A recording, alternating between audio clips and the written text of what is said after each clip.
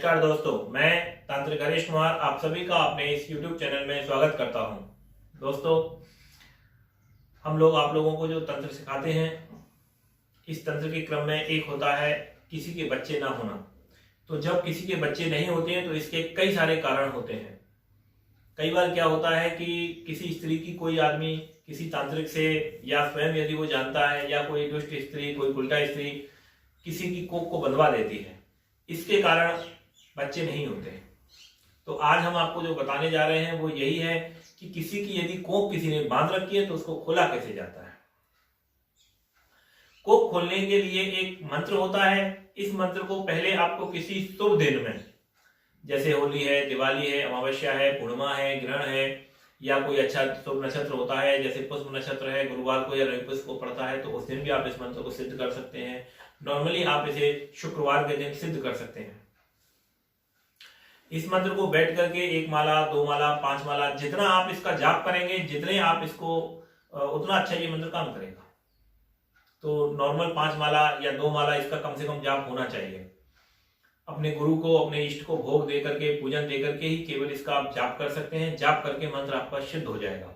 सिद्ध होने के बाद फिर जब भी कभी आपको आवश्यकता पड़ती है, तो जो स्त्री है जिसके बच्चे नहीं है और आपको लगता है कि इसकी कोख अगर बंधी हुई है, तो उसके बिठा करके उसको झाड़ा दे देते हैं।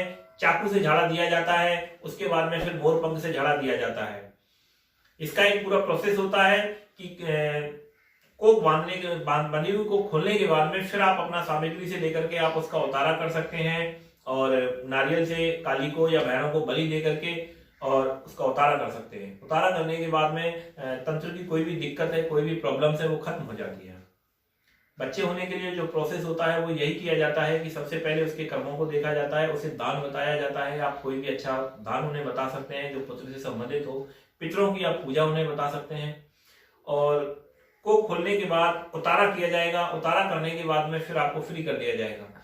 ईश्वर की कृपा से अगर कभी गर्भ ठहरता है, तो जैसे ही गर्भ ठहरता है आपको सूचित करो, और सूचित करने के बाद में फिर दूसरे मंत्रों के द्वारा कमर में ताबीज गंडा बांधा जाता है। उसके द्वारा गर्भ कभी गिरता नहीं है। ऐसी स्त्रियों का गर्भ जो 2 महीने, 3 महीने या 7 महीने का हो गए, 5 महीने का हो गए, गर्भ गिर जाता है, तो उस अवस्था में वो गंडा बांधा जाता है। उस गंडा को बांधने के बाद आदमी, स्त्री जो है पूर्ण रूप से स्वस्थ रहती है और कभी भी उसके बच्चे नहीं गिरते, और बच्चा जो है पूर्ण रूप से स्वस्थ होता है। सावधानी इसमें सिर्फ इतनी है कि कमर पे यदि बच्चा रोकने के लिए गंडा बांधा हुआ है तो उसको हर 9वें महीने में आप लोग काट सकते हैं।